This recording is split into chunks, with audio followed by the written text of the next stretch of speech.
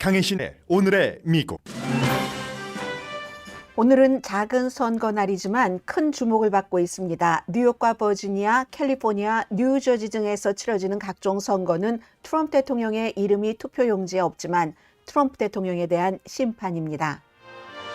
트럼프 대통령은 뉴욕시장으로 자신의 당인 공화당 후보가 아닌 무소속 앤드류 쿠모를 공식 지지하면서 조란 맘다니의 당선을 막으려는 최후의 노력을 했습니다.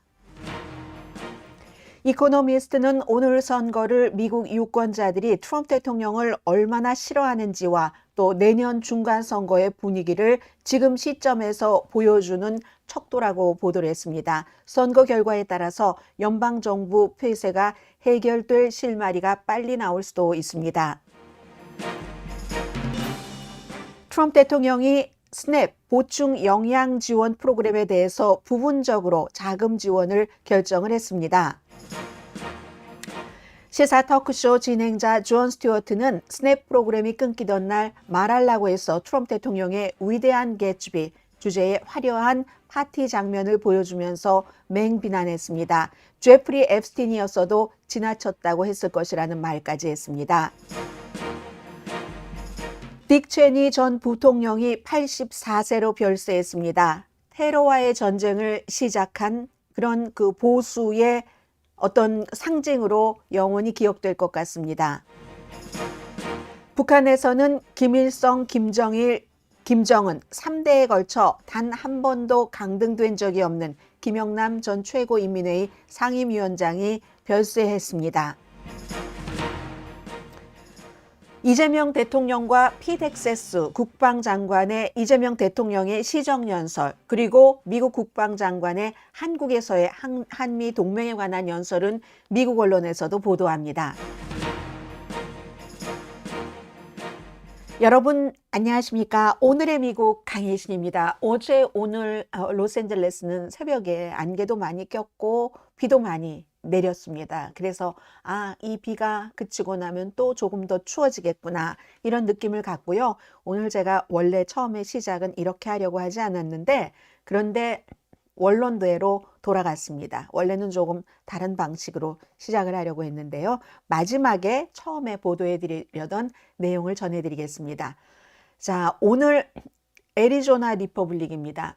애리조나주는 지난번 대통령 선거 때 팍스 텔레비전에서 애리조나에서 바이든이 이겼다 이렇게 제일 처음 보도를 했었던 바로 그 주입니다. 애리조나는 분명히 레드 스테이트인 것 맞지만 그러나 지금 레드 스테이트 쪽에서 많이 뭔가 트럼프 대통령의 여러 가지 이민 정책이라든가 경제 관세 정책에 대해서 지나치다 하는 느낌이 좀 묻어 나오고 있거든요. 그래서 애리조나 리퍼블릭은 지금 선거가 중간 선거도 아니고 그냥 어떤 지역에서는 투표 선거라고 부르기도 하고 캘리포니아주 같은데 무슨 누군가가 지역구에서 빠졌을 때 그 지역의 의원을 선출하기도 하고 주민 발의한 50도 있고 하잖아요. 아무튼 비정기적인 그런 선거입니다. 이 비정기적인 이 선거를 둘러싼 big questions, 큰 의문들이 지금 많이 있다고 얘기하죠. 여러분과 제가 이제 그러한 의문들을 이번 섹션에 조금 풀어보겠습니다. 그러면 USA Today는 어떻게 보도를 했을까요? 이번 선거는 유권자들이 스테이트 코, 이게 이제 현상 유지를 얘기하죠. 이 현상 유지가 괜찮다고 생각할까? 유권자들이 그 같은 유권자들의 감정을 시험하는 거다. 중간 선거가 아니면서도 대통령에 대한 심판하는 격인 그런 선거라는 거죠. 로스앤젤레스 타임스를 보면은 프로포지션 50이 그야말로 결정적이다. 이 결정적인 것이 특히 게빈 뉴섬 주지사에게 상당히 핵심적인 분수령이 될 수도 있다는 게 이 기사의 내용이거든요. 왜냐하면 민주당이 캘리포니아주에선 특히 마음대로 선거구 재조정하지 말자고 이런 것을 지난 15년 동안 잘 유지를 해왔습니다. 그러다가 다른 공화당주에서 본인들 좋게 이제 연방 하원 지역구를 선거 맵을 짜서 그렇게 하니까 우리도 똑같이 텍사스와 똑같이 5개를 더 얻겠다는 그거죠. 이것으로써 게빈 뉴섬 주지사에 대해서 민주당에서 만족하는 사람도 있고 만족하지 않는 사람도 있지만 선거는 아직 멀리 남아 있지만 그래도 이게 거의 통과될 것이 확실하기 때문에 자리를 조금 다질 수 있지 않느냐. 지금 그런 식으로 보도를 하고 있거든요.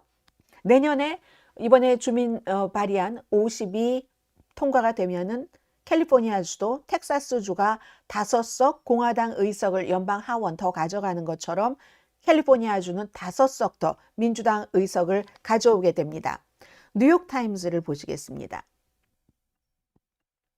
뉴욕타임즈는요.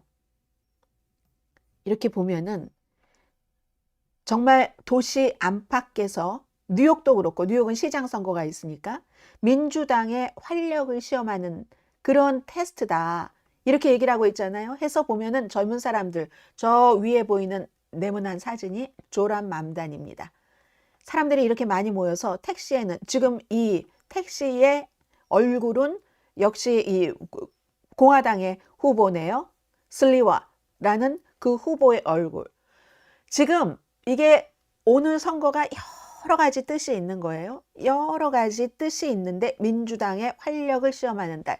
그리고 오늘 선거에서 제일 중심 인물은 바로 이 사람이죠. 오죽하면 트럼프 대통령이 어젯밤에 이 사람이 시장 되는 것을 도저히 나는 볼 수 없다고 하면서 공화당 후보가 있는데도 뉴욕의 주지사였던 앤드류 쿠모를 지지를 했습니다. 공식적으로 쿠모에게 투표하십시오. 권유를 했거든요. 좋아하든 싫어하든 나 선택의 여지가 없다. 이렇게 얘기를 하면서 만약에 이 조란 맘다니가 뉴욕 시장이 되면은 내가 할 수 있는 한 뉴욕에 돈을 안 주겠다. 연방 정부로서 꼭 줘야지 되는 것 그것 이외에는 안 주겠다고 사람들에게 이건 뭔가요? 얼마 전에 그 아르헨티나에서 선거가 있었을 때 아르헨티나의 하비에르 밀레이를 지원을 하면서 어떠한 통화 수합이라든가 돈을 지원하는 400억 달러. 그런데 하비에르 밀레르 당이 이기지 않으면 그거 어림도 없어 안 줄 거야 라고 얘기를 했죠. 그래서 아르헨티나에서는 성공을 했습니다. 그리고 하비에르 밀레이 다시 미국에 방문을 한다고 하던데요. 그 똑같은 것을 지금 어제 트럼프 대통령이 뉴욕시에 또 버지니아 지금 뉴저지 이런 곳이 주지사 선거도 있고 검찰총장 선거도 있고 하는 곳이잖아요. 캘리포니아주는 아예 말도 하지 않았습니다. 캘리포니아주는 주민 발의안 50이 통과될 것으로 보고 있으니까 대통령이 그런 식으로 아르헨티나 유권자에게 했었던 얘기를 어제 딱 미국 유권자들에게 얘기를 했습니다. 공화당에 투표하지 않으면요 별로 재미가 없을 것이요 이런 얘기. 그리고 이제 뉴욕에서는 지금도 보면은 약간씩 격차를 줄였다고 하지만 이 맘단위가 되는 것을 기정사실화하고 있습니다. 자, 이래서 오늘 선거가 어떤 의미가 있는 것인가 하는 것을 조금 보여드리겠습니다. 내년이 중간선거죠. 내년 중간선거지만 한참 남기는 남았지만 내년 중간선거에서 어떻게 되는 것인가를 우리가 그 테스트 해볼 수 있는 지금 처음이자 마지막 기회가 되는 겁니다. 이 사진은 이코노미스트의 사진입니다. 트럼프 대통령의 실제 인기가 어느 정도 떨어졌는지를 보여줄 것이다. 오늘도 어떤 여론조사 결과 보니까 트럼프 대통령에 대한 지지율이 지금 최저치다. 최저치를 경신했다 하는 것이 나오고 있습니다. 좀 전에 보여드린 이 뉴욕 시장뿐만이 아니라 뉴저지라든가 버지니아주의 주지사 선거를 꼭 봐야지 된다고 말씀을 드리는 게 그게 전체적인 트럼프 대통령에 대해서 어떻게 생각을 하고 생각만 하는 게 중요한 게 아니잖아요. 이렇게 중간 선거도 아니고 특별한 이런 그 약간 껴들기 이 선거에서는 열정이 너무 중요합니다. 근데 열정도 마음만 가지고는 안 돼요.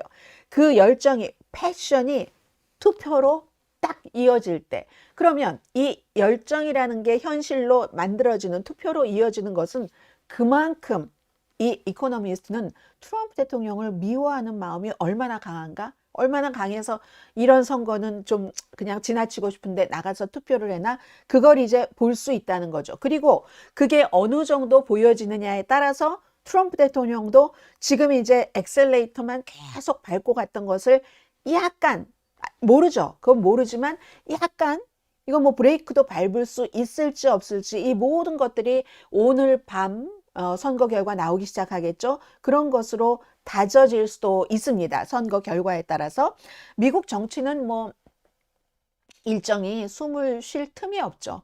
대통령 선거 있고 중간에 중간 선거 있고 이렇게 무슨 뭐 업사이클 선거라고 하죠. 이런 선거는 현실 점검의 기회를 갖는 겁니다. 정치인들이 그래서 앞으로 어떤 일을 그러니까 아주 작아요. 참여하는 사람도 작은데 묘하게도요. 이 업사이클 선거가 앞으로 어떻게 될 것이지? 이걸 암시하는 데는요. 그 맞추는 데는 정말 잘 맞춘다니까는요. 그래서 보는 거죠. 그래서 이제 뉴욕 시장과 캘리포니아주의 프로포지션은 그렇게 됐다. 이제 보고 뉴저지와 버지니아에서 어떤 방식으로 갈까? 이걸 보는 겁니다. 트럼프 대통령이라는 사람이 정치 무대에 등장하고 나서 버지니아가 원래는 민주당이었다가 퍼플이 됐다가 왔다 갔다 해요. 그걸 이제 우리가 봐야지 된다는 건데 해서 전국적인 민심을 버지니아주에서 읽을 수 있다는 거죠. 2017년도에는 민주당 주지사가 이겼어요. 그때 트럼프가 당선됐을 때죠. 그리고 그 다음 해에는 하원 선거에서도 민주당이 이겼습니다. 그렇지만 2021년도에 지금 임기 제한 때문에 못 나오는 글렌 영킨 공화당이 주지사가 됐죠. 주지사로 선출되고 그 다음 해에는 또 버지니아주에서 공화당이 하원 의석을 찾아갔습니다. 그럼 지금 계속 이걸 유지를 한가? 유지를 하지 않을까? 유지하지 않겠죠. 지금 버지니아주에서는 민주당, CIA 출신이었고 분석가 그리고 연방 하원 의원을 3번 한 연방 하원에서 가장 초당적이었다고 하는 지금 민주당의 후보가 오바마 대통령의 막 대단한 그 유세 지원도 받으면서 될 것이 거의 확실하다고 보잖아요. 어느 정도냐 이게 중요하고 또 버지니아주는 검찰총장 선거도 있으니까 특히 버지니아주에 살고 계시는 분들은 잘 아시겠네요. 뭐 부자 동네라면서요. 라우든 카운티 여기를 보면은 여기 딱 이제 선거 보면은요. 선거 전문가들은 처음에 누가 이기고 있다 할지라도 그 투표하면 어디서 나온 거야 하고 물어보죠. 그 폴리티코 같은 데서 굉장히 잘해요. 그래서 어디서 나왔다만 신경 쓸 거 없어 하고 어디서 나왔다 하면 그걸 이제 딱 보는 겁니다. 해서 이번에도 핵심 지표가 라우든 카운티가 2020년도에 앞서갔는데 그런데 카멜라 해리스가 그걸 까먹었습니다. 2024년도에는 지금은 어떻게 될 것인가 이런 것들이 지금 중요하고요. 또 하나는 히스패닉계입니다. 이제 그런 그 좀 교외의 부자 지역 이런 것도 있고 히스패닉계. 트럼프 대통령 많이 지지했어요.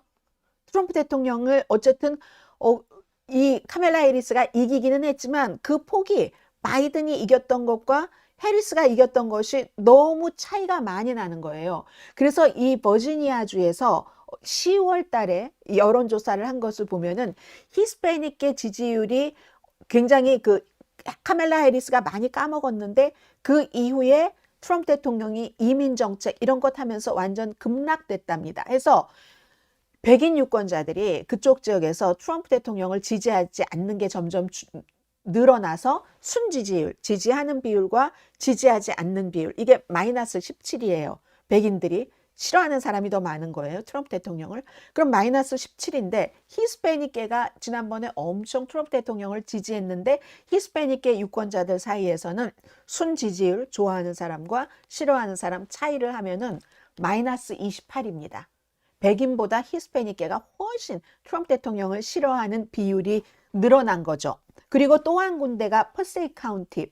여기도 마찬가지. 완전히 뭐 이거는 공화당 표가 얼마나 줄어들었는가 이걸 보여주는 시금석이라고 볼 수 있는 거고 왜냐하면 여기는 인구가 5분의 1 이상이 히스패닉계고 전체적으로 버지니아주에서요. 퍼세이는 43%가 히스패닉계니까 아주 보기가 쉽잖아요. 그리고 지난 2024년도에 이 지역에서는 32년 만에 처음으로 공화당 대통령 후보를 지지를 했었는데 이게 지금 어떻게 될까? 그러니까 히스패닉계 표를 많이 보는 거예요. 버지니아주에서. 또 뉴저지도 마찬가지입니다. 뉴저지주에서도 지금 주지사 선거가 있는데 뉴저지는 버지니아보다는 막상막하죠. 막상막하로 돼 있는데 뉴저지의 주지사 공화당 주지사 후보는 트럼프 대통령의 공식적인 지지도 받았어요. 근데 뉴저지주에서도 히스패닉계 유권자들이 지금은 뭐 뉴저지가 원래 좀 진보이긴 하지만 트럼프 대통령뿐만이 아니라 공화당에도 굉장히 냉담한 태도를 보인답니다. 그래서 히스패닉 유권자 사이에서 트럼프 대통령이 지지한 후보에 비해서 민주당의 여자 그 하원 의원 현재 그리고 후보가 30포인트 앞서가고 있다고 하거든요. 히스패닉계 사이에서는. 그런데 이제 백인 인종도 있고 하니까 뉴저지는 지금 박빙으로 보고 있는 것 같습니다. 그래서 민주당은 그럼 이럴 때 어떤 걸 오늘 원하겠어요? 제발 트럼프 대통령에 대한 분노가 깊어서 그 분노가 투표를 하게 되는, 물론 사전 투표한 사람이 많지만 캘리포니아주를 포함해서 그렇게 자극하기를 기대를 하는 거고, 버락 오바마 대통령도 그러니까 열심히 지금 선거 유세를 하는 겁니다. 그런데요, 하나 민주당이 약한 게 있어요. 늘 젊은이들이 트럼프 대통령을 엄청 싫어하기 시작했습니다. 트럼프 대통령이 이번에 다시 대통령이 될 때는 그 막내 아들, 뉴욕 유니버시티에 들어간 막내 아들이 아빠 여기도 나가서 인터뷰해야 돼. 어린 애들이 많이 듣는 여기도 가야 돼. 여기도 가야 돼. 그전에는 이 아버지가 뭐 워낙에 이런 뭐 테크 세비한 사람이 아니니까 알지도 못하고 했는데 아들 말 들고 어디도 가고 뭐 자동차 좋아하는 무슨 뭐 이를테면 포르노 같은 거를 강조하는 뭐 이런 많은 젊은이들이 드나드는 곳에 인터뷰를 많이 하고 있잖아요. 팟캐스트 같은 데도. 그래서 젊은이들이 엄청 지지를 했었어요.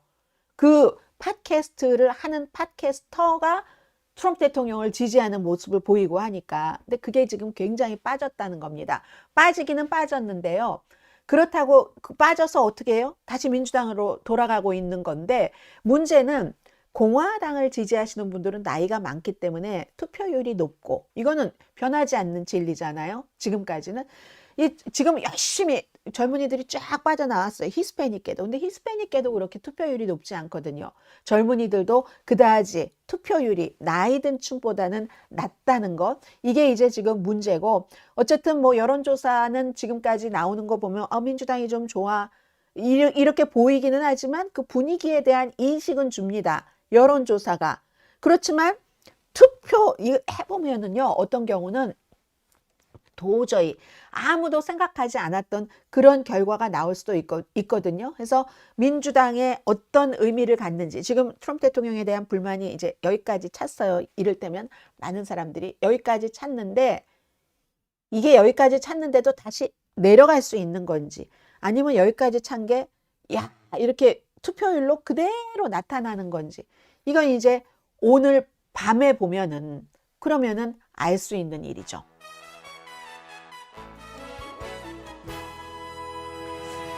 그리고 왜 이제 오늘 밤에 투표 결과에 따라서 연방정부의 셧다운 같은 것이 빨리 매듭지어질 수도 있는지는 좀 뒤에 그 스냅 프로그램과 함께 전해드리겠습니다. 참, 지금 보면은요, 뉴저지, 그리고 또, 누구죠? 이 버지니아주의 선거인데도 전체적으로 다 달라붙었어요. 버지니아주의 그 주지사 후보가, 민주당 그 주지사 후보는 두 사람 다 여자인데 백인이고, 그리고 공화당의 주지사 후보가 현재 부지사인 흑인이잖아요. 버락 오바마에게 어제 박스 텔레비전 보니까 버락 오바마가 흑인을 왜 지지하지 않느냐고 막 비난하는 거예요. 요즘에는요, 코리안 아메리칸들도 코리안 아메리칸이라고 무조건 지지하지 않습니다. 물론 코리안 아메리칸은 또 특수성이 있어요. 이민 오고 워낙에 정계에 들어간 사람도 적고 하니까 웬만하면 내지는 다른 사람과 비슷하면 우리가 숫자가 적으니까 코리안 아메리칸을 뽑는 게 맞다. 거기까지 맞아요. 맞지만 코리안 아메리칸이 코리안 아메리칸을 위해서 일을 하지도 않고 오히려 백인을 위해서 일을 하고, 어떤 경우는 나는 백인보다 더한 백인이야, 이걸 보여줘야지만 살아남으니까. 왜 북극성에서 그런 그 배우가 하는 얘기가 그거잖아요. 무슨 분석하는, 내가 이 백인, 저들보다 더 백인스러워야 내가 살아남는다는 그 쉬운 방법을 아니까 지금까지 그렇게 해왔다. 나중에 막 반성하고 하잖아요. 그런 식으로 해서 이제는 코리안 아메리칸도 무조건 코리안 아메리칸이라고 뽑지 않습니다. 근데 어제 박스 텔레비전에서 오바마가 말이야, 자기는 흑인이면서 흑인인 그 부지사를 왜 지지하지 않느냐고. 오바마는 인종에 앞서서 어떤 그 미국의 비전 같은 것을 생각을 했겠죠. 그런 것이고, 그렇게 따지고 보면 트럼프 대통령은, 근데 박스가 트럼프 대통령을 비난하진 않아요. 트럼프 대통령은 왜 공화당 후보가 있는데 뉴욕 시장에서 무소속이고, 그 전에 지금 무소속으로 할 수밖에 없어서 무소속이고, 오랜 수십 년 아버지부터 뭐 동생부터 다 민주당을 지지를 합니까? 무소속인 앤드류 쿠모를 굉장히 많이 지금 바뀌고 있는 거예요. 지금 이런 것들이. 그리고 뉴욕 같은 경우는 조란 그 맘다니가 당선되고 나서 이변이 없다면 그 이후에 트럼프 대통령과 어떻게 싸울 것인가. 맘다니가 유리한 위치죠. 왜냐하면 이 사람은 미국의 최고의 도시라고는 하지만 일개 도시의 시장이고, 일개 도시의 시장 후보하고 세계 최고의 막강한 대통령 트럼프가 계속 지금 1대1로 싸워왔던 거잖아요. 그래서 이게 이제 당장 오늘 저녁에 선거 결과가 나오고 나서 어떻게 될 것인지, 그것도 상당히 재미있는, 그냥 남의 불구경하자고 하면, 남의 불구경도 좀 무서워요. 남의 일에 대해서 구경하자고 하면은 그 아주 재밌는 정치 게임이 되겠죠.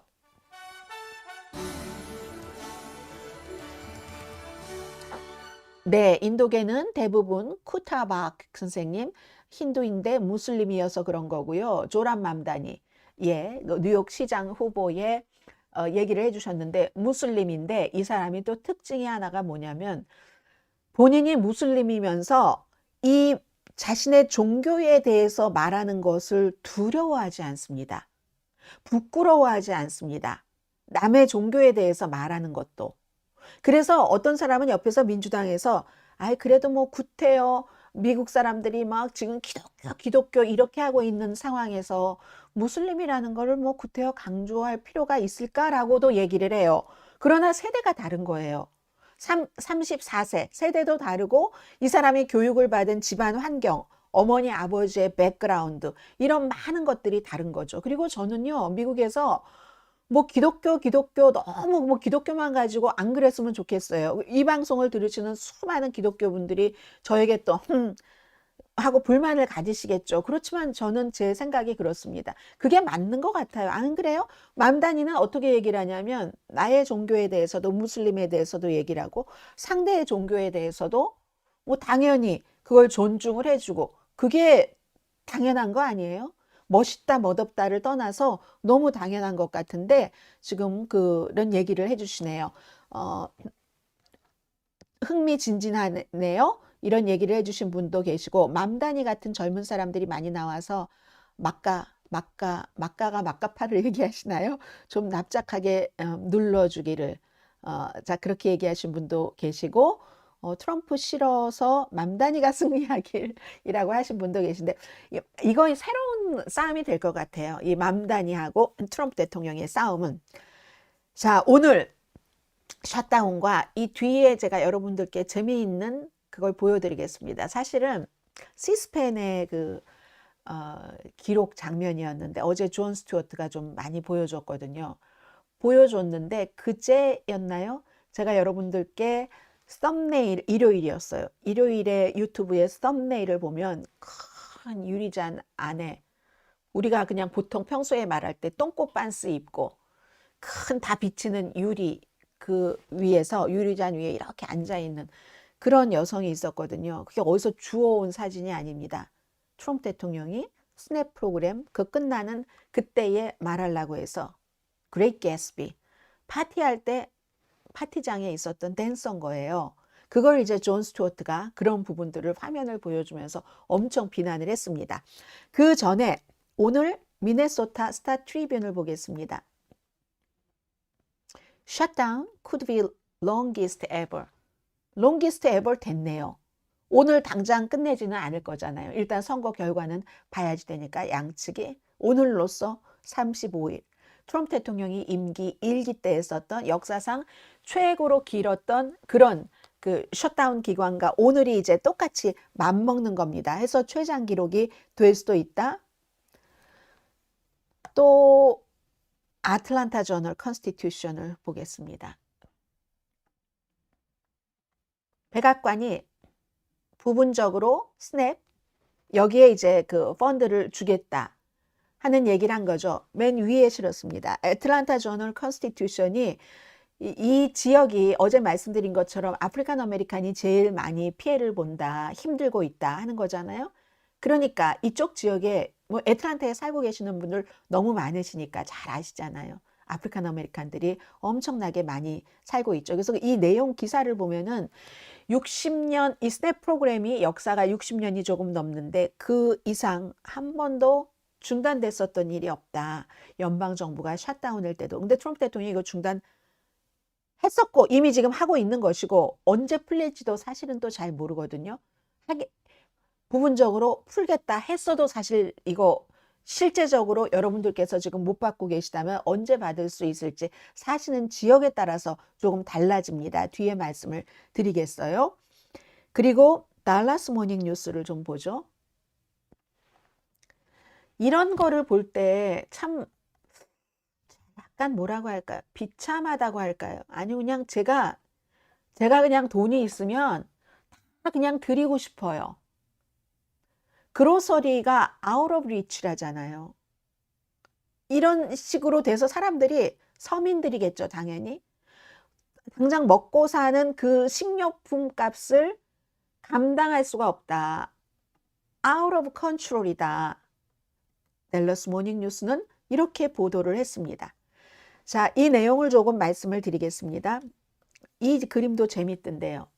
이건 영국의 위크라는 잡지인데 사람들이 어머 어린아이네요. 아, 일부러 그렇게 해놓은 거군요. 어린아이가 유모차에서 이걸 들고 있습니다. 스냅, 어린아이들에 대한 그런 것도 지금 안 주고 있으니까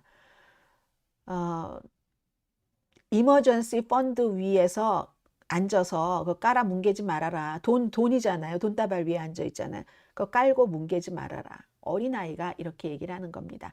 어제 보니까 어떤 한인분들도 부모님이 이 스냅 프로그램 때문에 그런데 또 자녀분들에게 걱정 끼쳐드리지 않으려고 하고 있고 하는 그러나 또 부모를 걱정하는 그런 분들 이런 분들도 계시던데 일단은 부분적으로 자금 지원을 하겠다고 했습니다. 왜냐하면 법원이 좋아요. 아 이렇게 하면은 또 싫어하실 분도 계시겠네. 그거 왜 걔네들 왜 거저 돈 주는 거야? 이게 뭐 사회주의야 뭐야 이러시는 분도 분명히 계시긴 할 거예요. 그거는 또 그분의 시각에서 보는 거니까 그 뜻은 또 존중합니다. 근데 어쨌든 저는 박수예요. 연방 법원이 판결을 하라고 하니까 그 법원 판결에 따른 겁니다. 톤은 달았지만 어떻게 하죠? 하니까 아니 비상기금 써 하니까 비상기금이 이만큼밖에 없기 때문에 이거 반만 하겠습니다. 비상기금이 사실 그걸 다 하기는 부족한 건 사실입니다. 그래서 쓰겠다 해서 50% 정도 쓰겠다는 겁니다. 그랬더니 어제 오후에 민주당에서 50% 쓰지 마라. 어떻게 하면 마련할 수 있잖아. 당신도 알고 나도 알고 있는 거야. 마련해서 우리 다른 거 얘기하지 말고 먹는 거에 대해서는 치사하게 굴지 말라 하고 법안을 냈어요. 그 법안은 공화당이 뭉갰죠. 그래서 없던 일이 됐습니다. 그런데 왜 이것으로 연방 상원 의원들이 이번 셧다운이 오늘 선거로 끝낼 수 있다고 보는가? 민주당과 공화당이 똑같이 선거를 가지고 뭐라고 생각을 하냐면요. 민주당은요. 오늘 이제 버지니아 주지사에서도 승리를 할 거고 맘다니도 승리를 할 거고 이렇게 되면은 공화당이 야 사람들이 우리를 이렇게 미워하네. 트럼프 대통령과 공화당을 이렇게 미워해? 야, 더 미움받으면 안 되겠어. 하고 빨리 이런 셧다운 같은 것을 끝내야지 되겠다. 어제부터 이미 그런 분위기가 생겼어요.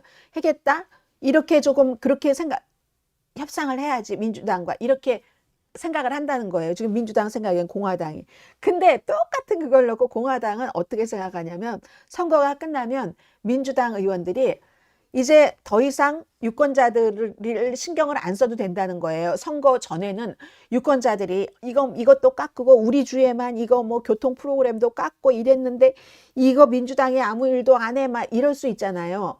그런데 이제 선거는 이미 끝났으니까 거기에 대한 걱정은 조금 줄어들었으니까 언제까지나 연방 정부를 문을 안 열 수는 없으니까 민주당도 조금 협상하기가 편해지겠지. 공화당은 이제 그런 뜻으로 생각을 한다는 겁니다. 그래서 뭐 존 튠 공화당의 상원의 원내대표나 딕 더빈 민주당의 상원의원 전부 이거 선거 끝나면 잘 될 것 같아요. 이렇게 얘기하지만 그렇다고 보장된 거는 아니에요. 왜냐하면 민주당이 아직도 이 오바마 케어, 어포러블 케어 액트에 대해서 어떻게 이거 연장해 줄 것인지 이게 어느 정도 해결이 되지 않으면 민주당이 원하는 것만큼 다 받을 수는 없을 가능성이 많지만 그러나 어느 정도는 공화당이 양보를 해야지 될 겁니다. 그 어느 정도이냐 이제 공화당이 만약에 전혀 양보하지 않겠다. 뭐 사람들이 뭐 어떤 주는 700%까지 올라간다고 했잖아요. 건강보험 그 본인이 페이먼트 하는 것들이 그렇게 했는데 전혀 받지 못한다면 민주당도 이건 예산안에 단기 예산안이라 할지라도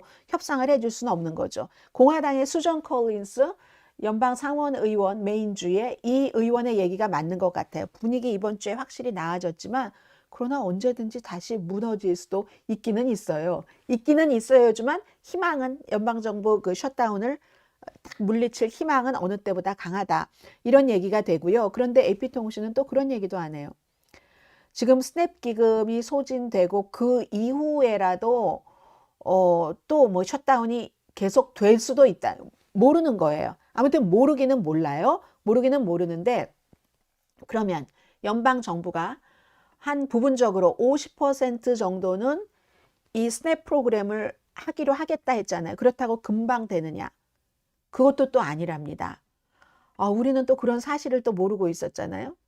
지금 부분적으로 분명히 이거 보스턴 글로브예요. 그렇게 지급을 할 계획인데 어제 연방 농림부 장관이 요즘 아주 미운 소리는 골라가면서 해요. 뭐 예를 들어서 스냅 프로그램 이걸 갖고 있는 사람한테 뭐 물건 할인해 주지 말아라 이런 걸 또 마켓 체인에 쫙 뿌리지를 않나. 국장이에요. 농무국의 국장입니다. 패트릭 펜이라는 이 담당 국장이 일부 주는요 몇 개월이 걸릴 수도 있대요. 이 스냅 프로그램 지금 못 받았던 것을 소급해서 받는데 몇 개월이 걸릴 수도 있는데 왜냐하면 도대체 이 가정에 한 사람이야 두 사람이야 뭐 어떻게 되는 거지 이걸 다 계산을 해야지 되는데 연방정부의 그런 계산 시스템도 너무 낙후화됐대요. 그래서 그런저런 것을 다 하면 시스템이 다르고 뭐 다 맞춰보고 정확하게 하려면 몇 주일에서 몇 개월까지 걸릴 수도 있답니다. 지역에 따라서. 그러나 또 그러니까 어떤 똑같이 일관되게 이렇습니다 하고 여러분들께 지금 말씀을 드릴 수가 없는 거예요. 그렇지만 일단 연방정부에서 해준다고 하니까 주정부에서 또 좀 여유가 있는 주는 여유가 없어도 다른 곳에서 빌려와서 이렇게 하고 연방정부에서 주면은 또 빌려 쓴 거 갚고 이럴 수도 있겠죠. 그래서 지역마다 다 다르니까 여러분들은 이제 알아서 하시고 기다리셔야 될 것 같아요. 보통 4인 가족이면은요. 평균 한 달에 715달러를 지원받는답니다. 평균 4인 가족. 그렇게 되면은 1인당 하루에 6달러 미만이긴 해요. 아무튼 이렇게 지금 되는 것. 자, 이렇게 됐어요. 제가 이런 말씀을 드렸습니다. 미국에서 스냅, 푸드 프로그램, 식량 지원 프로그램을 말씀을 드렸는데 그것과 너무너무 다르네요. 지금 존 스튜어트가 어제 본인의 저녁 시사쇼에서 한 거거든요. 이 사진이었어요. 제가. 며칠 전에 이게 그냥 어디서 무슨 뭐 잡지 무슨 플레이보이지에 있는 그런 게 아니거든요. 말하려고 해서 얼마 전에 그 파티가 있었을 때 있었던 바로 그 현장 장면이었어요. 여러분 제가 그 썸네일에서 이거 보셨는지 못 보셨는지는 모르지만 제가 썸네일을 그렇게 만들기도 했어요. 여기 있네요. 한번 볼까요? 자.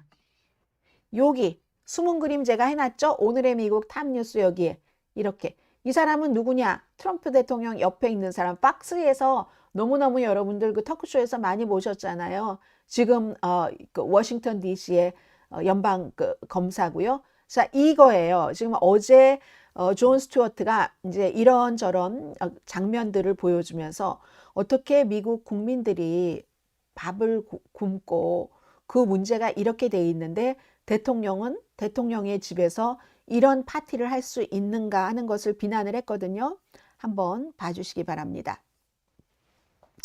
뭐라고 얘기했냐면요. 제가 비디오로 보여드릴 거예요. 데일리쇼죠. 데일리쇼에서 트럼프 대통령은 도대체 신경 쓰는 척조차도 안 한다. 근데 이거 아마 만약에 제프리 앱스틴이 봤어도 이거 좀 도를 지나쳤네 했을 그럴 정도라는 거예요. 해서 먼저 그날의 비디오를 조금 보여드리겠습니다. 트럼프 대통령의 집에서 스냅 프로그램이 끝난다 할 때 어떠한 파티들이 이어졌었는지를 이겁니다. 좀 전에 보셨던 그 댄서예요. Yeah! Yeah! That's what he was doing this weekend. 네, He wasn't working 이런 for 걸 the 했다는 American 거예요. people. 네, 그리고 이제 쭉 설명을 합니다. 스냅 프로그램이 끊기던 바로 그날 밤 제프리 앱스틴조차 지나쳤다고 느낄 만큼의 위대한 개츠비 이런 뭐 사치 그런 쾌락의 파티를 열었다. 다시 한번 화면을 보여줍니다. Snap benefits ended. Trump threw a Great Gatsby themed ode to decadence and hedonism that even Jeffrey Epstein would have thought was a little over the top. There were dancers. 네, 댄서도 있었고 그 의상 같은 것들, 샴페인. 이 존 스튜어트는 모든 것을 향락이라고 표현을 했습니다. 그리고 이 향락의 주제는 명백하게 너무너무 극심한 소득 불균형이다. 왜냐하면 어떤 사람들은 스냅, 그것 때문에 끊겼는데 다른 사람들은 이렇게 파티를 하고 있으니까 그러니까 이것이야말로 극심한 소득 불평등이었다. 지금 이게 이제 시사 토크쇼의 진행자인 존 스튜어트가 한 얘기였어요. 그래서 존 스튜어트는 국민들이 이렇게 스냅 식량 보조 프로그램을 잃고 있었던 그때의 이 파티의 슬로건이 말하다가 뭐 장난이 아니다 뭐 이런 우리식으로 표현하면 그렇게 얘기를 해요. Little party never killed nobody였다는 거. 그 파티 장소에 있었던 걸 보여주는 겁니다. The slogan of the party as people were losing their food benefits was, I shit you not, a little 네, party never killed nobody. 네, 보이죠. 사람들이 와 하고 있습니다. 뭐 우리가 파티 이런 것 한다고 해서 뭐 누가 뭐 다치겠어? 죽는 사람이 있어? 라고 얘기를 하는데 이게 그레이트 개츠비 파티였잖아요. 그래서 사람들이 다 그레이트 개츠비 풍 옷을 입고 오고 했어요. 대통령은 뭐 그냥 양복 입었지만 위대한 개츠비를 읽기나 했는지 몰라. 이렇게 얘기를 합니다. Did you even read The Great Gatsby? Spoiler alert! The party killed somebody! 그 파티는 누구를 네, 그 파티는 누구를 숨지게 우리가 파티 좀 연다고 누가 죽겠어 했는데 그 개츠비 파티에서 누굴 죽었다 하면서 two bodies라고 얘기를 하잖아요. 2명이나 죽었는데 그것도 몰라? 도대체 책을 읽기나 했어? 본인은 그 요약본만 읽었다고 얘기를 하잖아요. 레드클리프 노츠를 읽었다고 하는데 근데 이 사람이 얘기를 합니다. 이 위대한 개츠비라고 하면서 그렇게 댄서들 놓고 파티를 하고 하는데 참 몰라도 한참 모른다. 이 개츠비는 정말 그 피츠월드의 계산된 얘기잖아요. 뭔가 하고 싶었던 얘기가 있는 계산된 건데 뭔가를 비난하는 그런 향락적인 것을 물질적이고 향락적이고 도덕이 타락하고 돈만 있으면 된다는 그리고 무엇보다도 그 개츠비하고의 그 신분 차이가 있잖아요. 상승을 아무리 하려고 해도 하지 않는. 그래서 결국은 허무하고 허무가 다시 사치로 가고 뭐 이렇게 되는. 그리고 이런 온갖 복잡하게 해놓고 한 그 모든 것에 대해서 뒷감당은 일반 서민들이 하고 그걸 테마로 쓴다고? The Great Gatsby is a cautionary tale. And it's the theme for your... What'd you just think? Oh, it's a great book about a rich guy who bangs married ladies. 네, 뭐 리치 가이가 뭐 돈 좀 이렇게 해서 결혼을 하고 그것도 부분이기는 하지만 이 개츠비의 ธี임 자체가 그게 아니다. 그것도 아무것도 모르면서 만약 그런 파티를 한다고 이제 여기서 중요한 얘기가 나옵니다. 보통 나라가 고통받고 있을 때 그 지도자들은 적어도 국민의 아픔을 이해하는 척이라도 해야지 된다는 그런 공감대가 미국은 있다는 거죠. 그런데 트럼프 대통령은 You see, usually in a time of national suffering, there's a generally accepted principle in leadership that you at least pretend to feel the pain of the people that you represent. 리더십의 원칙이라고 얘기를 하는군요. Let struggling Americans know that he is doing very well. Your 네, premiums may be going 굉장히 작게 얘기를 하잖아요. 그런데 그런 그 원칙 같은 것이 있는데 이 대통령은 고통받는 국민들에게 내가 스틸 얼마나 잘 나가고 있는가 이렇게 조용히 얘기를 했어요. 내가 얼마나 잘 나가고 있는가를 구태여 그걸 보여주려는 것 같아 이렇게 얘기를 했습니다. 보험료도 오르고 또 관세 때문에 스몰 비즈니스 하시는 분들 사업이 거의 망가지는 분들도 계시고 식량 먹는 것조차도 끊기고 있다는데 괜찮다네. 존 스튜어트가 이렇게 얘기를 했어요. 그리고 마지막에 사람들이 엄청 웃었는데요. 트럼프가 지금 왜냐하면 트럼프는 지금 마리 앙뚜아네트의 자궁 안쪽처럼 생긴 무도회장을 짓고 있으니까. because Donald Trump is building a ballroom that looks like the inside of Marie Antoinette's vagina. Yeah!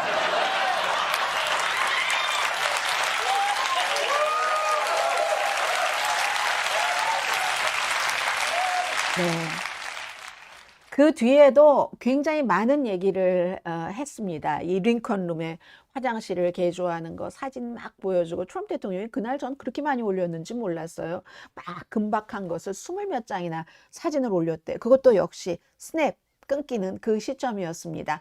그렇게 하면서 한 순간에는 이 존 스튜어트가 그 링컨룸의 그 화장실 변기를 보여주는데 나는 그 건축가는 아니지만 변기가 딱 그 변기에 엉덩이가 앉는 부분이 다 유리창으로 돼서 바깥에서 보이게 돼 있는 거예요. 물론 고도는 높았지만 저게 말이 돼? 막 이런 식으로 하면서 굉장히 그 긴 시간 동안 지금 미국 국민이 여러 가지 어려움을 겪고 있는데 국가의 지도자가 이렇게 한다 하는 것을 비난을 했다는 거 전해드립니다.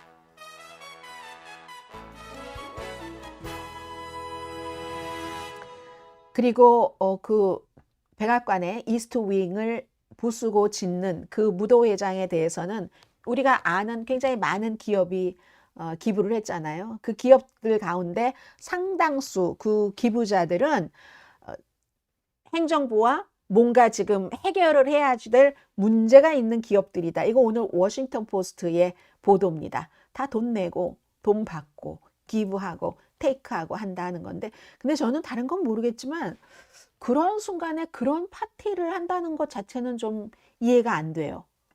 뭐 이를테면 이게 대통령이 주도한 파티잖아요.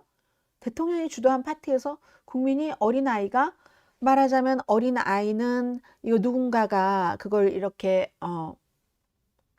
비아냥거리면서 한 거지만 돈 위에 딱 앉아서 그거 비상금 이머전시 기금 두고 거기 앉아서 이렇게 사람들 굶주리게 하지 말아라.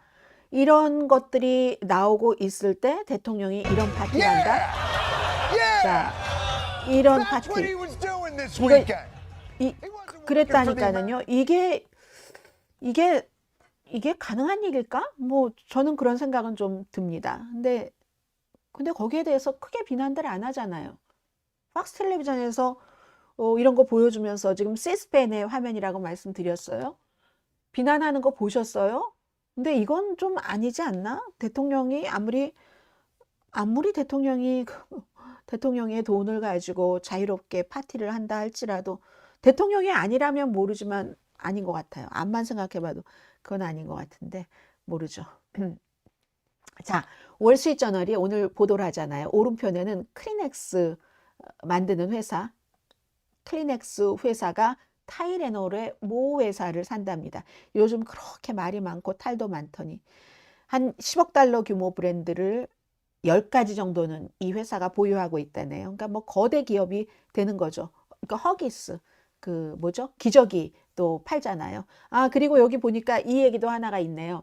아래 보니까 그 엔비디아가 한국에 가서 젠슨 황이 막 그 굉장치도 않은 칩들을 한국에 26만 개나 주고, 물론 한국도 그것도 또 잘 받아서 유용하게 써야지 되겠지만, 그런 이유들이 그 젠슨 황이 트럼프 대통령과 같이 몇 번 만나기도 하고 하면서 젠슨 황 얘기를 많이 들어줬잖아요. 그런데도 결국은 뭐 블랙웨일 칩 같은 것 중국에 주지 못하도록 했죠. 그게 원래 줄 수도 있도록 하려고 했는데 마지막에 트럼프 대통령 항상 그게 중요한 거예요. 마지막에 참모들이 이거 절대 안 된다, 국가 안보에 위협이 된다 해서 안 줬다는 거거든요. 그 얘기네요. 지금 엔비디아 이거 여기에 대해서 푸시해서 그 인공지능 최고의 그 칩 같은 걸 중국에 주는 것을 그냥 막아버렸다, 가라앉혀버렸다 이거잖아요. 오늘 월스트리트저널은 이런 내용들을 전했고, 아, 그리고 오늘 한국에 관해서 제가 2가지를 좀 말씀을 드려야 될 텐데 짧게 이 순간에, 왜냐 한국에 관한 건 한국이 훨씬 더 많이 잘 보도를 하고 있기 때문에. 이 내용은요 지금 거의 모든 매체가 보도를 하는데, 그리고 다 알고 계실 내용이기 때문에 한국 뉴스에 뭐 관심이 있거나 하시는 분들은, 그렇기 때문에 제가 요약만 해드리겠습니다. 지금 블룸버그 뉴스예요. 블룸버그 뉴스가 사우스코리아의 이재명 대통령이 어제 이제 시정연설을 했잖아요. 물론 대통령이 당선되고 나서 한번 있었고, 어제가 이제 더 공식적이고 본격적인 그런 그 연설에서 이 블룸버그 뉴스에서 보는 그 포커스인 거예요. 인공지능을 행정부의 아주 중요한 경제 비전의 중심으로 삼았다. K 문화에 관한 것과 인공지능, 지금 굉장히 이번에 경주 그 에이펙 정상회의에서도 완전 주목을 받았잖아요. 그래서 적극적으로 우리 행정부는 인공지능에 투자하겠다. 그리고 정책을 많이 그 지원하는 정책으로 하고, 그리고는 이 인공지능을 사용해서 뭐 산업, 국방, 공공 서비스 같은 것 모두 혁신을 하겠다. 어제 이제 이런 공약, 약속을 한 것이요. 그래서 내년에 인공지능 투자를 3배 이상 늘려서 10조 1천억 원 한국 돈으로 계산했어요. 그런 거 해서 이제 뭐 인구 감소도 극복하고 뭐든지 다 글로벌 무역부터 많은 걸 다 인공지능 여기에 이제 투자를 하겠다는 거예요. 그동안 한국이 그 중국과는 비교할 수 없을 그럴 정도로 이 인공지능에 관한 투자라든가 눈뜸 같은 것이 조금 시작은 같았을지 모르지만 엄청나게 뒤처져 있잖아요. 그걸 지금 하겠다는 거죠. 그래서 컴퓨팅 그 역량도 강화하고, 그리고 이걸 잘 쓸 수 있는, 이게 지금 중요한 것 같아요. 엔비디아가 그 무슨 아주 고성능 칩 같은 것을 지금 갖고 있는 것의 4배인 26만 개를 준다 할지라도 누군가가 이걸 인력이 빠져나가지 않아야지 잘 사용을 할 수 있잖아요. 그런 것들을 얘기를 했고, 그리고 이제 국방도 자립형으로 하겠다. 그러니까 초당적으로 좀 협조 좀 해줘라. 이런 것을 이제 어제 이재명 대통령이 강조했었다는 것을 얘기를 하고요. 그와 관련을 해서 또 하나가 이제 뭐가 있나요? 근데 사실은 그 내용은 뭐 그렇다지 중요하진 않는데, 피덱세스 국방장관이 한국에서 대북 방어에서 한국이 더 큰 역할을 하게 될 것이다. 이건 더 힐의 보도입니다. 군사력에도 투자를 하고 국방비 증액도 약속을 했다. 해서 이제 뭐 안규백 국방부 장관과 여러 번 그 예를 대화를 하고 그런 결과 그렇게 했다면서 이제 그다음에 한국 분들 다 알고 계시는 거예요. 이재명 대통령이 10월 초에 한국 국방비 뭐 8.2%를 인상해서 뭐 정밀 유도 미사일이라든가 또 뭐 자율 드론이라든가 이런 것을 좀 많이 생산할 계획이다. 이렇게 얘기한 거. 그리고 피덱세스 미국 국방장관이 한국에서 한국과 미국의 국방, 한미 동맹은 어느 때보다 강하다. 그래서 미국 함선을 한국에서 정비하고 수리하고 하잖아요. 여기에 대해서도 굉장히 좋은 얘기를 했고, 그리고 DMZ 방문했죠? DMZ 방문을 했고, 그 필라델피아에서 필리 그 조선소에서 핵 추진 잠수함 건조하도록 허용했다. 이건 정말 문제가 아직 많아요. 미국에서 건조할 때 의회의 지지가 있고 거기가 뭐 상황이 많기는 많지만 그래도 기본적으로 문을 텄잖아요. 그런 것을 허용을 한 것도 역시 한국이 뭐 국방, 뭐 예산이라든가 이런 것에 많이 협조를 했기 때문에 그렇다. 이제 분위기는 지금까지 좋은 것 같아요. 그런 내용들을 보도를 했고요. 자, 오늘 여러분들께 어쩌면 제가 맨 앞에 이 내용을 전해드렸을지도 모르겠어요. 그런데 저도 사람인지라 뉴스를 준비하면서 아침 새벽에 딱 일어나서 딱 먼저 확 하고 와닿는 이슈가 있어요. 그럼 어머, 이거 맨 앞에 여러분들과 함께 나눠야지 되겠다. 물론 오늘의 미국 처음부터 끝까지 어느 한 부분 저에게는 소중하지 않은 부분이 없고요. 여러분들께 딜리버리 해드리는 그 뉴스 가운데서 어느 한 아이템 하나 다 그 좋아하지 않는 아이템도 없습니다. 그런데 그래도 뭐 앞에 타자 내보내는 거 있잖아요. 그랬을지도 몰라요. 왜 그렇게 생각을 했냐면 국가와 역사의 전면에 있었던 사람은 아니에요. 두 사람이 숨졌는데. 전면에 있었던 사람은 아닌데 국가와 역사에 어떤 영향을 미쳤거나 아니면 국가와 역사를 그대로 지탱하게 했던 핵심이었던 거예요. 두 사람이. 한 사람은 딕 체니, 한 사람은 김영남이거든요. 김영남, 이 별세를 해외에서 이제 보도를 하기 시작합니다. 북한이 발표를 했기 때문에. 그래서 먼저 딕 체니 전 부통령을 말씀드리면, 딕 체니 전 부통령은 지금까지 미국의 공화당의 그 역사를 쭉 그 이어온 사람이기 때문에 우리가 미국의 현대사를 한번 딕 체니 전 부통령을 통해서도 볼 수가 있죠. 84세. 가족들은 많이 준비를 했었던 것 같아요. 그래서 이제 이분은 미국이 테러와의 전쟁이라는 것을 딕 체니 부통령 때문에 시작을 하게 됐습니다. 아버지 때의 전쟁, 아들 부시 때의 또 역시 사담 후세인과의 그런 전쟁 등등을 통해서 또 한 남자는 북한의 김일성, 김정일, 김정은이 3대 세습 동안에 한 번도 숙청당하거나 강등당하거나, 숙청이 이미 끝나야 되죠. 강등당하거나 그런 일 없이 북한의 얼굴이었잖아요. 북한의 공식적인 얼굴이었던. 그래서 이제 딕 체니 부통령부터 말씀드리자면 어젯밤에 84세로 별세했습니다. 폐렴, 심혈관 질환, 합병증이랍니다. 피스메이커 하고 있었던 거 우리가 잘 알잖아요. 나중엔 그 피스메이커도 뭔가 누구로부터 공격을 당할 가능성도 있다 해서 와이파이로 안 하고 재래식으로 했다고 하던데, 그리고 이제 뭐 아내하고 두 딸이 있잖아요. 리스 체니와 메리 체니. 그냥 준비한 상태에서 6명의 손주도 있었고 눈을 감았습니다. 미국의 46대 부통령이에요.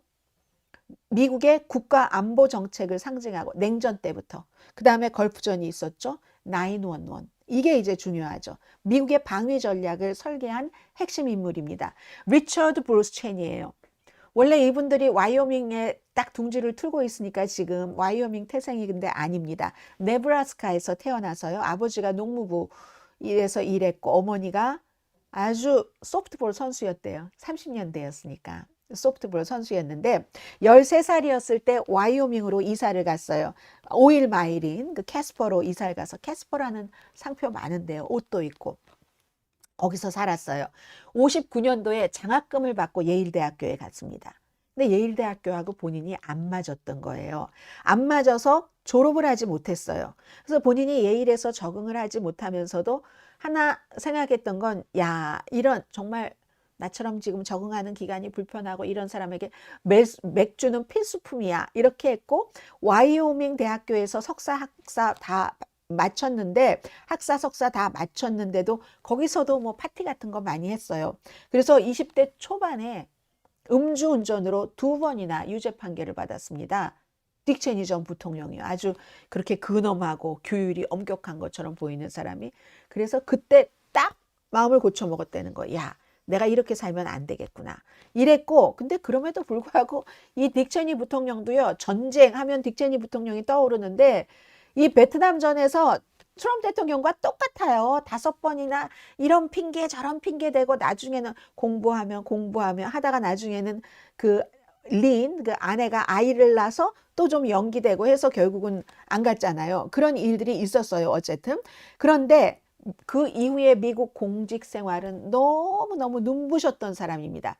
닉슨 행정부 시절에 69년도에 백악관에서 근무를 했어요. 그러다가 70년대에 제럴드 포드가 대통령이 되면서 백악관 비서실장을 했습니다. 그때 딕 체니 나이가 34살밖에 안 됐어요. 근데 그 뒤에도 딕 체니를 보면 사람이 본인의 노력만으로 안 돼요.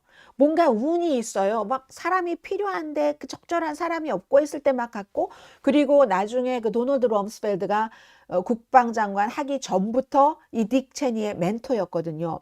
럼스펠드가 잘 봐서 이끌어줘서 34살 때 포드의 비서실장을 하게 된 거예요. 근데 포드가 나중에 대통령 선거에서 떨어지고 나니까 할 일이 없으니까 고향으로 내려갔죠. 와이오밍에 가서 10년 동안 하원 의원을 했고, 이때도 논란이 많았어요. 넬슨 만델라 뭐 감옥에서 석방할 때도 반대했고, 나름대로 이유는 있지만 그런 일들을 하면서 굉장한 보수주의자로, 로널드 레이건 시대에는 국방비 많이 지출해야 돼 막 이런 것 했었고요. 그리고 역시 딕 체니 하면 아버지 부시와 아들 부시죠. 아버지 부시 대통령이죠. 이때 본인이 럼스펠드에 이어서 국방장관을 합니다.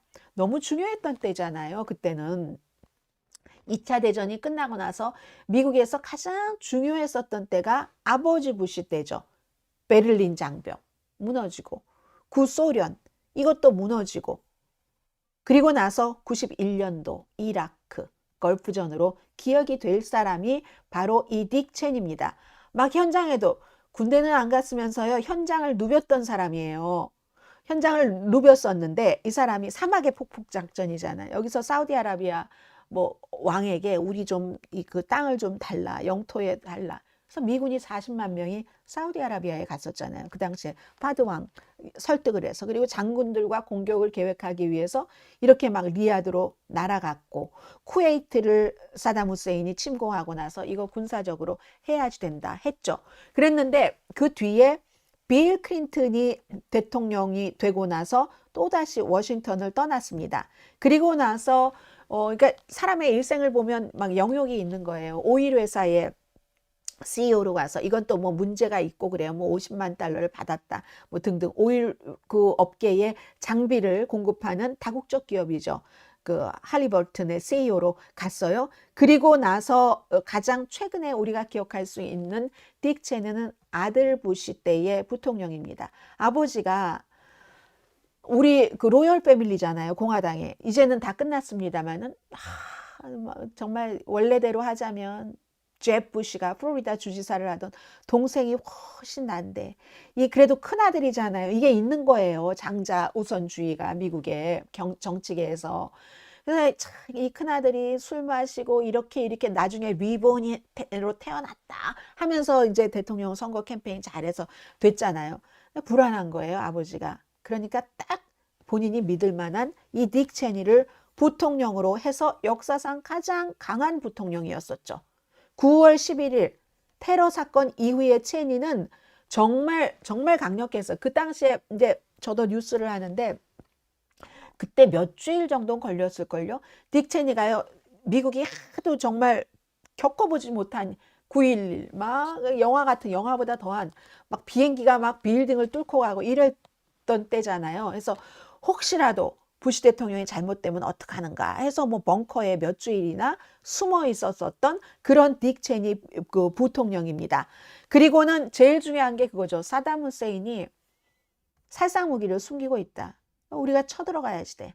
이렇게 해서 이제 테러와의 전쟁이 시작이 되는 겁니다. 그때요, 영국에서 지금은 다 지나간 사람이지만 토니 블레어가 영국 총리였고, 토니 블레어는 그 당시에 미국의 푸들이라고 불렸어요. 영국이 강력하게 사담 후세인 쳐들어가는 것을 지지를 해서 기자들이 그때 물어봤었거든요. 아니 지금 그 여기에 살상 무기가 있다는 것을 어떻게 믿겠는가? What evidence can you lay before the world that Saddam Hussein does 증거를 대라고 하죠. 사담 후세인이 살상 무기로 그 국민들도 괴롭히고 그리고 서방에도 해가 된다는 그런 것에 대해서 이제 설명을 하라 하고 기자들이 엄청나게 따갑게 질문을 해요. 옆에 토니 블레어가 물 마시고 있네요.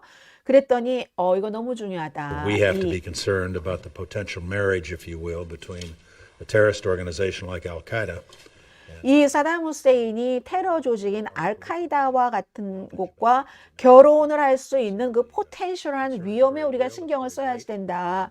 그렇게 되는 경우는 이게 무기 같은 것들이 막 확산을 하고 막 이런 등등 한다 하면서 결국은 증거를 대지 못하면서 이제 사담 후세인이 그렇게 된 거죠. 그 이후에 이제 좀 유감스러운 미국의 그런 일도 있었고, 전쟁하기 위해서 그 당시에 그 콜린 파웰 합참 의장이 유엔에 가서 사담 후세인이 있다, 무기가 있다 하고 잘못된 증거죠. 잘 몰랐어요. 나중에 콜린 파웰이 사과도 하고 했었죠. 이것으로 이제 이 딕 체니는 기억이 많이 될 겁니다. 그리고 강력한 국방 정책으로 존경도 많이 받았지만 9월 11일 이후에 얼마나 많이 무슬림, 그때부터 노골적으로 미국 사람들이 무슬림 안 돼, 안 돼 이렇게 하기 시작했어요. 테러와의 전쟁 쭉 이어졌었고, 이 9.11 사태와 테러와의 전쟁이 미국과 세계를 엄청나게 이 경제적인 돈을 그 전쟁 속으로 쓰도록 했고, 그것뿐만이 아니라 상처를 많이 남겼죠. 미군은요 4,431명이 전사했고 32,000명이 부상당했고, 아프가니스탄에서도 마찬가지로 2,352명 사망하고 2만 명 이상이 다쳤습니다. 그럼 민간인 피해자는 수십만 명 이상이 된다는 거예요. 그리고 아직도 끝나지 않았죠. 알카이다를 그 당시에 얘기했죠. 알카이다 끝이면 끝이에요. 아니잖아요. 또 다른 아이시스 이런 것도 나오고 그랬던. 그래서 저는 이거 보면서 참 아이러니하다. 그 베트남전 당시에 학교 다녀야 된다고 하고 결혼 이렇게 해서 그렇게 징병을 5번인가 유예를 하고 이랬던 사람이 나중에는 막 전쟁 이런 것에 막 이렇게 해서 이런 점들이 있었어요. 아무튼 그리고 나서 이제 아들 부시 끝나고 정계에서 일단 은퇴는 했지만 2012년도에 심장 수술을 받았는데도 활발하게 정치적인 목소리를 냈고, 가장 최근에는 트럼프 대통령이 얼마나 신랄한 비판자였어요. 특히 큰딸 리스 체니와 함께, 이 리스 체니가 또 와이오밍의 의원이었고 공화당 하원에서도 그 3번째 서열이었는데도 트럼프를 비난한다는 이유로 쫓겨났잖아요. 그랬는데 아버지와 함께 트럼프를 비난을 하고, 그리고 이 아버지와 함께 2024년도에는 리스 체니와 딕 체니가 카멜라 해리스에게 투표를 했습니다. 공화당에. 그 신네오콘. 이 사람이 민주당 후보에게 투표를 했다니까요. 그리고 또 하나. 이 스토리는 아버지인 거예요. 그리고 오른편에 흰색 딸이죠. 메리가 레즈비언인 거 다 압니다. 사람들이. 레즈비언이기 때문에 그 당시에 아버지는 아버지인 거예요.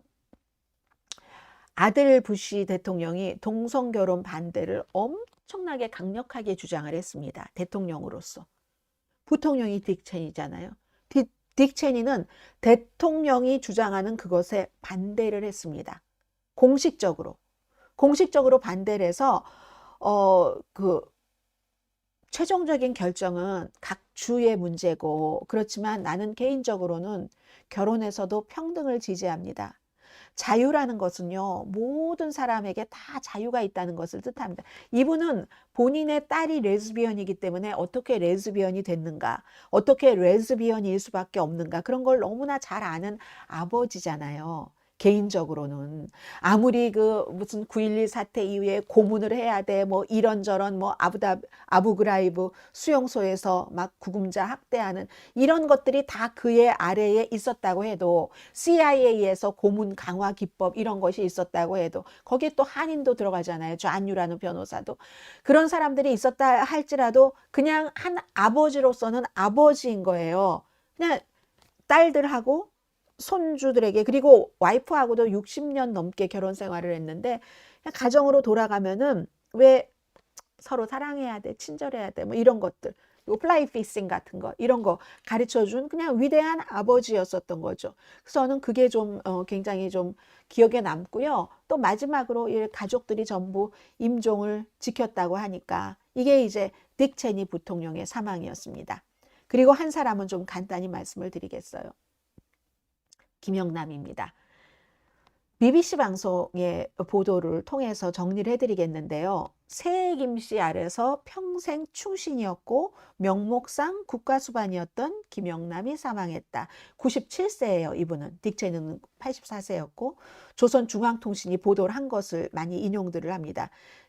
다발성 장기부전으로 사망을 했답니다. 11월 3일이니까 어제 그제였네요. 우리 당과 국가의 발전에 비범한 업적을 남긴 원로 혁명가다. 그래서 국장으로 치러졌다고 하네요. 치러졌다. 98년부터 2019년까지 평양의 최고인민회의 상임위원장을 맡았습니다. 근데 이분이요, 김영남은 혈연관계가 없어요. 혈연관계가 없는데도 3대를 계속 창건자 김일성, 그의 아들 김정일, 손자 김정은 정권 아래서 여러 외교직을 많이 했죠. 이게 실권 자체는 당연히 통치 가문에 있지만 국제 무대에서는 북한의 얼굴이었잖아요. 그리고 2018년 평창 올림픽 때 김여정과 같이 갔으니까 한국 분들은 엄청나게 그 기억에 남으실 텐데, 그리고 그 전에 김대중 대통령도 만났고 노무현 대통령도 남북 정상회담 자리에서 만났습니다. 그래서 이 김영남은 97세니까 일제 식민시대에 태어나서 김일성 종합대학 그때 신설됐잖아요.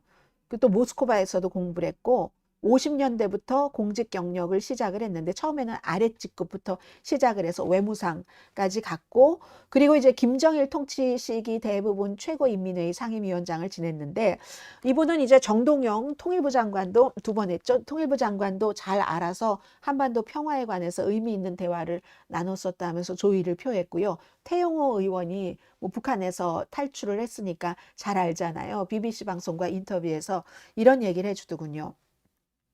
정권에 문제가 될 만한 발언을 단 한 번도 하지 않았답니다. 김씨 정권에 자신의 의견을 드러낸 적도 없답니다. 측근도 없고 적도 없고 새로운 정책을 내놓은 적도 없고 그냥 오로지 김씨 일가가 말해온 것만을 반복했을 뿐이랍니다. 그래서 북한에서 오래 살아남는 방법을 보여준 완벽한 인물이다. 이게 북한에서만 살아남는 완벽한 방법, 완벽한 인물 아니죠. 회사 생활에서도 똑같지 않나요?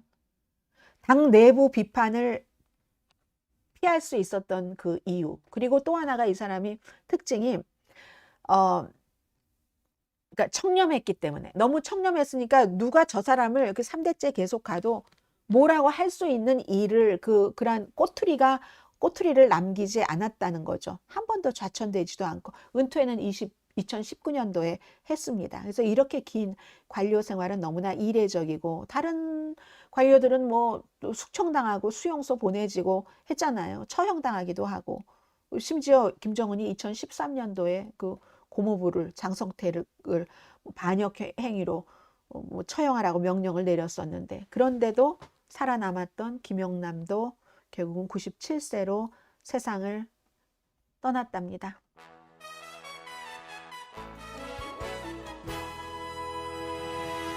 오늘 이탈리아에서 발행되는 이 신문의 칼럼니스트의 짧은 글을 하나 소개해드리면서 여러분들과 인사를 하려고 합니다. 지난번에도 한번 소개를 해드렸는데 가장 영향력 있고 오래됐고 밀라노 사람들의 대변을 많이 하는 신문이죠. 코에렐라 델라 셀라의 파올로 발렌티노. 얼굴이 조금 커지면 좋을 텐데 이분이 얘기를 하는데 뭐라고 얘기하냐면, 긴 글이었는데 트럼프 대통령이 왜 로널드 레이건의 관세를 비판하는 캐나다 온타리오의 정치 광고가 나오고 거기에 대해서 관세를 인상할 정도까지 됐는가. 제가 딕 체니 부통령이 숨지고 나니까 숨진 사람이 생각이 난 거예요. 이분은 뭐라고 얘기하냐면, 로널드 레이건은 정치 무대에서 떠난 지 40년 가까이 됐는데 그 레이건 대통령의 그림자가 왜 그렇게 트럼프를 불안하게 하지? 불안해서 화가 나서 10% 관세를 추가로 붙였다는 얘기잖아요. 답변은 이렇습니다. 아마도 자신의 관세 정책이 실패로 끝날 것이라는 생각을 트럼프가 하기 시작한 것 같다. 맞는지 틀리는지 모르겠어요. 근데 트럼프 대통령이 그런 생각을 하기 시작한 것 같다. 이건 이제 그 오랜 동안의 이 정치 전문 오피니언 리더로서의 시선인 거고요. 자, 어떻게 그렇게 딱딱한 것으로 마무리하고 싶지는 않아서 그림을 하나 보여드리겠습니다. 이 그림이 여러분들과 제가 잘 알고 있는 화가의 그림이라고 생각하시기가 쉬운데 그렇지 않습니다. 오늘 제가 이 그림을 꽃병인데 꽃병은 안 보이고 꽃만 보이네요. 네덜란드의 마가레타 하버만 1716년도에 그린 꽃병, 꽃병 위라고 해야지 될까요? 1716년도에 그린 거랍니다. 이거 우리 잘 알고 있는 정물화 화가가 그린 것과 비슷하지 않아요? 오늘 이 내용 보시면서, 이 그림 보시면서 여러분들 인사드리겠습니다. 자, 위대한 개츠비 파티는 완전 분노 이렇게 얘기하신 분도 계시네요. 네, 잘 그렸네. 와, 잘 그렸네. 근데 제가 키워볼까요? 1716년도에 그 아래는 왜 예전에 다 그런 스타일들이 있어요. 포도죠. 포도, 검은 포도와 청포도가 있고 우리 꽃 알아맞추기 해볼까요? 그러면 어머 여기 목단이 있네요. 피오니가 주로 된 거군요. 그리고 작은 꽃들은 그냥 평범할 수 있는 데이지 종류라고도 할 수 있고요. 그리고 이 꽃들이 아름답기 위해서는 이름 모를 이런 액세서리 같은 것들이 필요한 거죠. 그리고 이것은 네덜란드니까 네덜란드식의 튤립 아닌가요? 이 하얀색에 돼 있는 것들은 네덜란드식의 튤립인 것 같고, 자, 작게 보이는 게 더 전체적으로 보이니까 보여드리면서 저는 인사드리겠습니다. 여러분, 내일 수요일에 다시 뵙겠습니다. 강혜신이었습니다. 행복하세요.